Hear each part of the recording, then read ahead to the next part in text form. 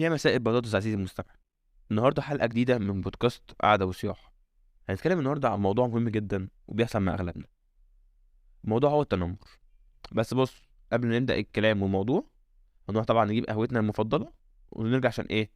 نروق الكلام واحنا بنتكلم. التنمر ليه أنواع وأشكال، يعني بس بتبقى على حسب كل واحد. يعني إيه على حسب كل واحد؟ يعني إيه ليه أشكال وليه أنواع؟ يعني بص، في ناس بيتنمروا على شكلها، وفي ناس بيتنمروا على تصرفاتها، وفي ناس بيتنمروا على جسمها. اللي هو انت فاهم نفس الايه النطاق ده. لو انا كبيسو والله مش عارف هم بيستفيدوا ايه من اللي هم بيعملوه، بس هم اكيد ليهم هدف. ممكن هدفهم انهم بيحبطوك او يقللوا ثقتك من نفسك. ممكن هم شايفينك احسن منهم فعشان كده بيقللوا منك. بص، احنا ممكن نبدا بالتنمر على الجسم ونتكلم عنه شويه. هما الاول هيمسكوك، اللي هو يقعدوا يقولوا لك: ايه ده؟ انت تخنت كده ليه؟ انت جسمك عامل كده ليه؟ ايه ده انت تخين جدا. فانت تتضايق طبعا وتزعل وتبقى عايز توقف المهزله اللي بتحصل. فهتعمل ايه؟ فهتروح طبعا تمشي مع دكتور تخسيس وتعمل نظام تخسيس حاد، وتخس بتاع 20 كيلو في 20 ساعة. عارف انت الجو ده كله، وتبقى رفيع عشان هما عايلين انك تخين وانت مش عاجبك ان هما بيتكلموا عليك. فانت عايز ترتاح فهتروح تخس. خسيت خلاص، ريحتهم؟ لا، بس هما ما ارتاحوش يا صاحبي لسه. اقول لك ليه؟ عشان هما عايزين يتنمروا عليك خلاص. هما عايزين يتنمروا ما بين هما بيتنمروا. اول ما يشوفوك رفيع يقول لك: ايه ده؟ انت بقيت رفيع كده ليه؟ يا ابني انت جسمك ضعيف جدا، ايه ده؟ انت لازم تتخن تاني. طب انتوا مش عاجبكم شكلي وانا تخين إيه؟ هرجع تاني ازاي؟ ما انا بعمل كده عشان اريحكم. لا، هم مش عايزين راحه، هم عايزين ان هم يبوظوا ثقتك في نفسك وخلاص. في ناس ممكن تنمر على الشعر. يعني انا كان شعري طويل قبل كده. بص، هو انا ما كنتش عامله قصد، كنت سايبه كده مع نفسه وفجاه لقيته طويل. فطبعا هتروح تلاقي عمته تقول لك: ايه ده يا يوسف؟ هو انت شعرك عامل كده ليه؟ ايه اللي عامله في شعرك ده؟ ده كيرلي يا عمته. ايه كيرلك؟ ايه كيرلك ده؟ وطبعا هيبدأ شريط الإفيهات ينزل عليك وانت طبعا قاعد ما بتعملش حاجة اصلا، فاهم؟ انت هتسمع بس. يعني بص يا صديقي، انا قبل كده انا احكي لك موقف انا عشته والله. الموقف ده حصل معايا انا شخصيا. اللي هو قبل كده كنت ماشي في الشارع، ماشي عادي رايح الدرس ايام الثانوي بقى. لقيت اتنين شباب جم وعايزين يتخانقوا معايا. طب انتوا بتتخانقوا ليه؟ او في ايه؟ او ايه الدنيا؟ هو كان كل مشكلته شعري. اللي هو: انت شعرك عامل كده ليه؟ انتوا اللي بتخطفوا مننا بنات. عارف انت الجو ده كله. وده اني ما عارف ده صاحبته خزوقته ولا عملت ايه، بس المهم ان انا ما كانش ليا دعوه بالموضوع. كل اللي كان ليا دعوه بالموضوع ان انا كان شعري طويل بس. فهو كان واقف اللي هو عايز يتخانق معايا وخلاص، وصاحبه بيشده عشان ما يتخانقش معايا. وانا واقف اللي هو: انت واقف، انا مش فاهم اي حاجه. انا شخص كان رايح درسه، فجاه لقى اتنين بيتخانقوا معاه. مين دول بقى؟ انت ما تعرفش، فاهم؟ فطبعا يا صديقي العزيز، انت اتضايقت من الحوار ان انت شعرك طويل وكله بيتضايقك وكله بيعمل زعلك وكله بيعمل معاك كده. فانت هتروح تحلق شعرك عشان ترتاح بقى وتريح نفسك. حلو. حلقت شعرك يا فنان، بقيت قرع خلاص. حلو قوي. برضه ما ترتاحوش. اه والله ما ارتاحوش. ليه؟ عشان انت بقيت قرع. ويقعد يقول لك: دماغك دي ولا مرايه؟ دماغك دي ولا البطيخه؟ عارف انت الكلام ده كله. وفي الاخر انت برضو مرتحتش. انت فاهم؟ انت بتعمل كده عشان تريحهم، هم في الاخر برضو مرتاحوش ولا ريحوك انت كمان معاهم. طب يا جماعه، ده شعري اللي ما كانش عاجبكم في الاول، انتوا ازاي حبيتوه فجاه؟ لا لا، بص، هو عافيه كده. انت شعرك في الاول كان احسن بعد ما حلقت. انما لو انت شعرك كان موجود طويل، لا هو مش حلو. لحد ما تحلق هو يبقى حلو بقى. فانا عايز اقول لك يا صديقي العزيز، ان وانت تخين اتنمروا عليك، وانت رفيع برضو اتنمروا عليك، وانت قرع او بشعر طويل في الحالتين برضو اتنمروا. يعني فاهم؟ الناس عمرها ما هترتاح او هيعجبها حاجه. يعني على مر العصور عمر ما الناس اتفقت على حاجه واحده. يعني حتى الاهرامات دلوقتي مش متفقين مين اللي بناها، برضه مختلفين عليها. فهم هيختفوا، يعني هيتفقوا على شعرك انت يا صديقي. فانا عايز اقول لك ان جسمنا وسيله مش زينه. يعني انت جسمك مش زينه عشان تتعلق على الحيطه او تتحط في متحف. انت جسمك مش ديكور. انت جسمك لنفسك وبس.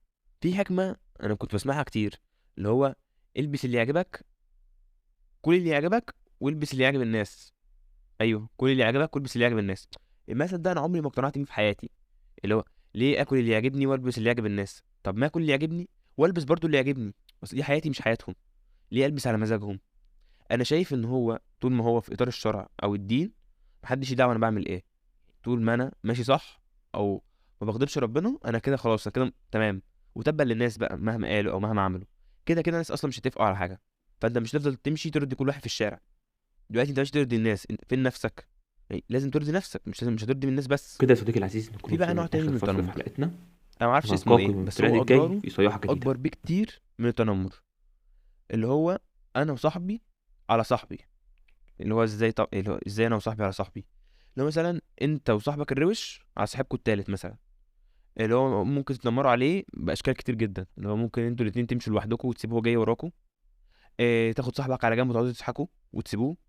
مثلا يبقى معاك الفون وتوري صاحبك حاجه وتطنشه، فاهم، ولا كانه قاعد. الحركه دي مش تنمر، بس بتسبب اذى نفسي حرفيا كبير جدا. ممكن تكون شايف ان الحوار ده قليل، او تكون شايف ان حاجه بسيطه، بس لا، هو فعلا حاجه كبيره. وبيزعل منه، او اللي بيتقمص منه ما بيبقاش قموصه زي البنات زي ما انتوا بتقولوا، او ما بيبقاش عيل صغير والجو ده كله. لا، اللي هو انت دلوقتي بتضحك عليه او بتنمر عليه او مطنشه، عايزه يعمل لك ايه يعني؟ مش فاهم. وفي الغالب بيبقى الشخص ده وظيفته في الشله كلها انه كلاون، بيضحكوا عليه، اللي هو انتوا جايبيني هنا تهزقوني حرفيا. وبيبقى الواد ده مجبر ينزل معاهم. ممكن مجبر ينزل معاهم مش عشان حاجه، لا، عشان مثلا مش لاقي غيرهم، عشان ما يقعدش لوحده، مالوش صحاب كده. فانا شايف انك تصاحب اللي شبهك، يا اما ما تصاحبش خالص. صاحب نفسك، صاحب نفسك يا اسطى، بس ما تروحش تصاحب ناس مش شبهك. والله يا صاحبي، انا كل ده بيحصل قدامي، فاهم، أنا كل ده بعيشه، مش حلقه من مجرد الخيال او حلقه خلاص. لا، الحاجات دي مواقف حياتي انا مريت بيها، يا اما معايا انا يا اما مع اشخاص تانية شفتهم قدامي. وعايز اقول لك حاجه يا صاحبي، خلي بالك ان الدنيا دواره، وهتلف تلف وهتحط مكان نفس الشخص ده في نفس الموقف، وهتحس بنفس الاحساس اللي هو حاسه او هو اللي مر بيه. بس انا عارف ان كل واحد ليه حياته وكل واحد حر.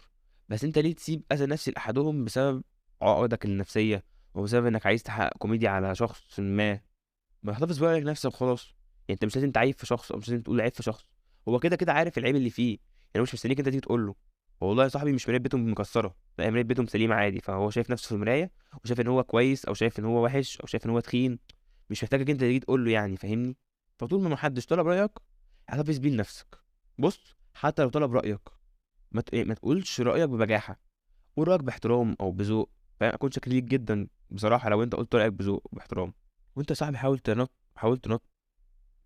وانت يا صاحبي حاول تطنش، ما تركزش مع اي حاجه بتتقال، او ما تركزش مع اي حد يقول لك اي حاجه. ممكن يكون عايز يضرك او عايز يوقعك، زي ما اي شخص بيعمل مع الاشخاص. حلو، شخص بيعمل مع اشخاص. المهم، فهو طالما انت شايف نفسك حلو، فخلاص طنش. الا لما تحب تغير نفسك، غير نفسك لما تشوف ان انت عايز تتغير. يعني انت كشخص محتاج تتغير في واحد اتنين تلاتة. ليه؟ عشان انت عايز تتغير، مش عشان شخص عايزك انت اللي تتغير. ما تروحش مثلا تجيب تفاحة وعايز تتغير لبطيخة. لا، لو انت عايز تفاح روح هات تفاح على طول، ما تغيرهاش لبطيخة. وحرفيا يا صاحبي والله لما تحب نفسك كله هيحبك.